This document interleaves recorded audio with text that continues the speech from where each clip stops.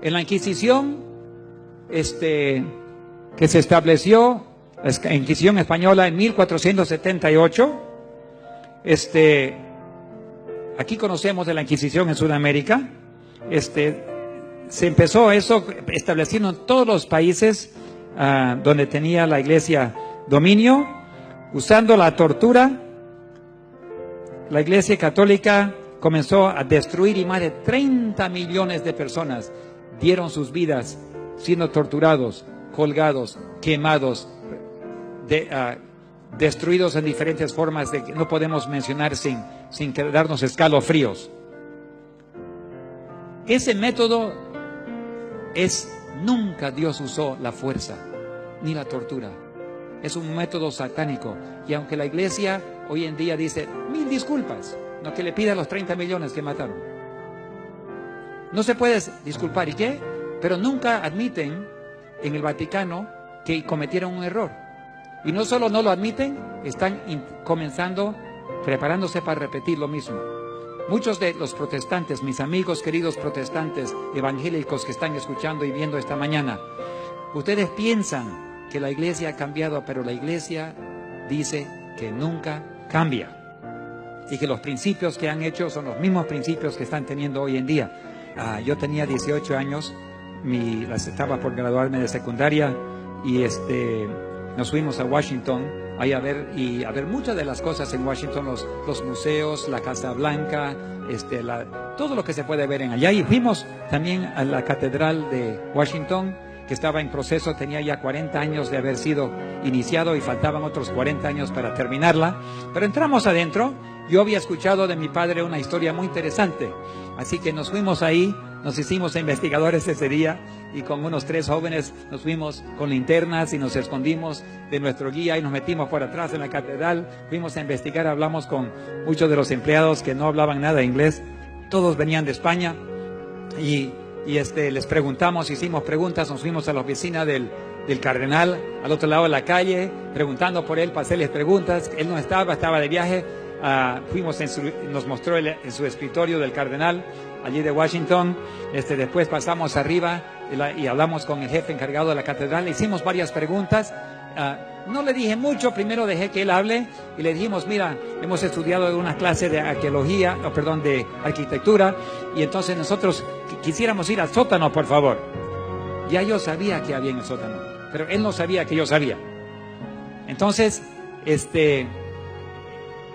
le hice la pregunta, ¿podremos ir al sótano? Me dice, no se permite. ¿Y por qué no se permite? Es que no se permite. Le dije, hemos hablado con sus empleados acá y dicen que solamente personas del Vaticano y representantes del Vaticano se les permite entrar al sótano. Pero ustedes, ¿cómo hablaron con los empleados? Ellos no hablan inglés. Yo le dije, disculpe, yo hablo español. ¿Y qué le dijeron? Que solamente los representantes vaticanos van abajo. ¿Qué están escondiendo abajo? ¿Cómo estamos escondiendo? No, deben estar escondiendo algo.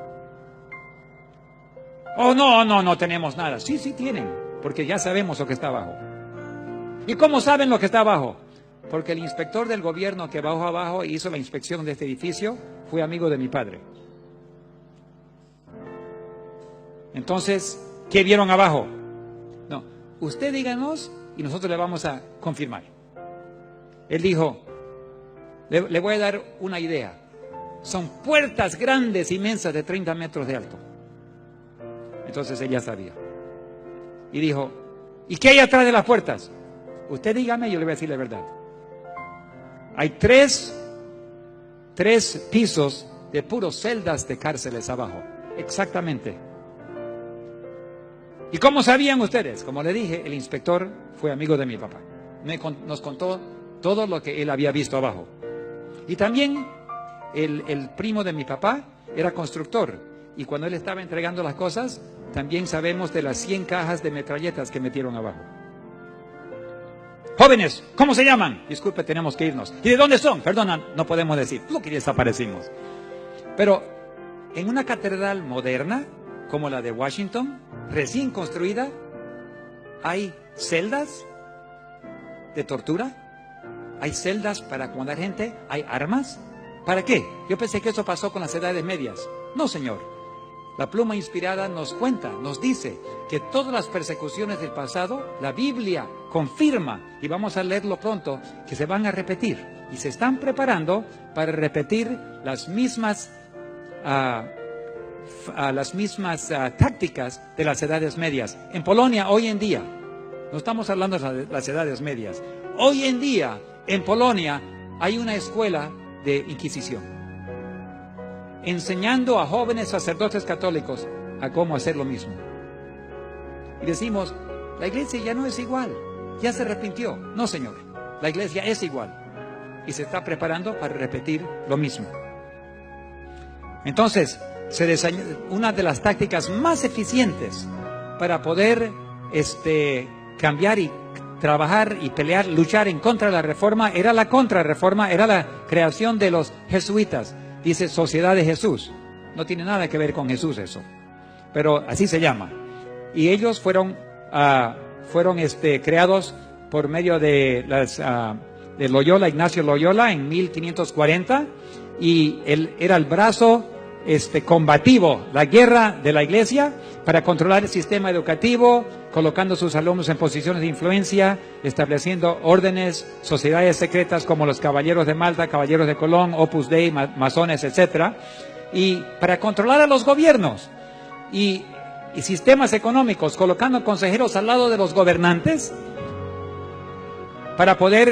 y sacerdotes en las juntas de los bancos, conocidos por su juramento dispuesto a mentir, matar, destruir, torturar, perseguir, asesinar hasta los reyes y presidentes. Más de 100 países han expulsado a los jesuitas, incluyendo a Suiza y todos los territorios españoles. El rey de España ordenó que no haya ninguno vivo, que los voten a todos, y si uno continuara a existir, era por pena de muerte. Aún España no pudo tolerar la violencia y la agresión de los jesuitas, pero hoy en día los encuentras en todas las universidades protestantes. Hoy en día los encuentras en la Casa Blanca. El director de Libertad Religiosa de Estados Unidos es uno. ¿Y qué saben ellos de libertad religiosa? Lo odian. Pero el director de Libertad Religiosa es un jesuita. Entonces lo tenemos por todos lados. Han sido muy, muy eficaz en su guerra. Entonces, una de las estrategias más eficaces para cambiar la dirección y pensamiento protestante ha sido infiltrar las instituciones para atacar y destruir sus principios protestantes, especialmente como profesores en escuelas de teología, para influir la formación de pastores y líderes. Las iglesias evangélicas, las universidades evangélicas protestantes, casi sin excepción, tienen profesores que realmente han sido preparados como jesuitas y que están con sus influencias ahí para enseñar y hacer olvidar a la iglesia, a las iglesias protestantes, los metodistas, los evangélicos, los metodistas, muchos de los bien conocidos ha estado bajo ataque. Incluso la iglesia adventista ha estado bajo ataque desde los tiempos de la hermana Elena G. White, desde la fundación. Dios le reveló muchas veces a ella que habían personas queriendo ingresar a nuestras universidades como profesores. En una ocasión, el presidente de Pacific Union College, que está allá en California, estaba entrevistando a una profesora protestante que quería entrar a enseñar allí. Y ella también tenía sus raíces adventistas, supuestamente. Y mientras él estaba entrevistando a la profesora, vino su secretaria: doctor, tengo una carta que llegó de la hermana White, Elena G. White, recién de Australia. Lo mandó hace 3 meses, pero recién llegó a la oficina. Se lo hago pasar, por favor, por favor. Lo abrió y sus ojos se abrieron grandes. Le miró a la señora, miró la carta y dijo: señora, disculpe, profesora, ¿podría por favor leer esta carta? Y cuando ella leyó, se puso brava, botó la carta a la mesa y se salió. ¿Y qué decía la carta? La carta escrita 3 meses anteriormente, antes a ese día, decía: querido doctor, va a venir una profesora vestido de tal color, no me recuerdo el color, azul o rojo. Ella va a venir buscando una posición como profesora en nuestra institución, pero no la emplee. Ella es preparada por el enemigo para infiltrar nuestra institución. Y cuando él vio, era la misma profesora que estaba sentado frente a él. 3 meses antes, Dios ya preparó el camino. ¿Y ustedes piensan que esa fue la última vez? La especialidad de los jesuitas es infiltrar instituciones protestantes con el propósito de destruir los fundamentos y hacerles olvidar.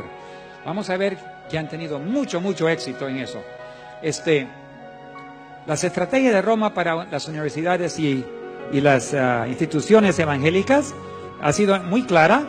Lo que ellos están haciendo es preparar algo muy importante. Uno es hacer olvidar las raíces, o sea, para que se olviden los bautistas de dónde vinieron y por qué existen, los metodistas, los presbiterianos. Uno es quitar el enfoque sobre la palabra de Dios, sobre la Biblia, como es uno de los fundamentos, se recuerdan, del protestantismo, ¿no? Es la autoridad infalible de la Biblia. Y aceptar las enseñanzas humanas, poco a poco, para insertar enseñanzas y costumbres católicas dentro del currículum y cambiar los himnos de la música tradicional, sagrada, a la música contemporánea, y poner nuevos estilos de oración y meditación. Estas estrategias continúan.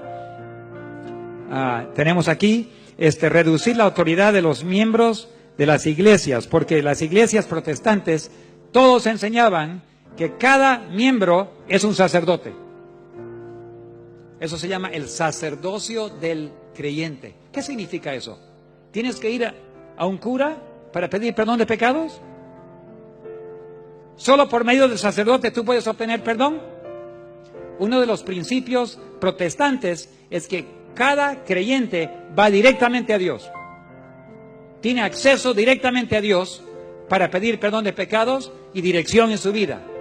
O sea, Dios tiene un enlace directo con cada miembro de la iglesia. No tienes que ir por un sacerdote o no por un pastor. Directamente. Controlar los que predican y los temas que predican.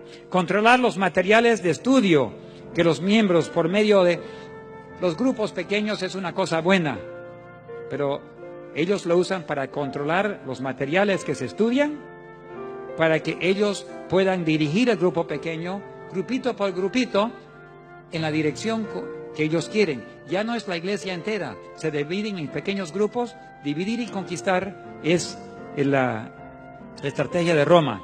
Controlar la conciencia, exigir obediencia y lealtad a los líderes, identificar, excomulgar, perseguir a los que protestan. La meta final es dar muerte al protestantismo y erradicar a los todo protestantes, reuniendo a todo el mundo bajo su autoridad. Esa es la estrategia final. El conflicto de los siglos, Apocalipsis, Daniel, indica claramente que en los últimos días justamente habrá un poder político, religioso, viniendo de Roma, que tiene una ciudad con 7 montes, lo que el Vaticano dice que tiene 7 montes, la ciudad de 7 montes. Y ese poder político religioso reunirá toda la tierra bajo su autoridad. Ha tenido mucha eficacia en influir a las iglesias protestantes.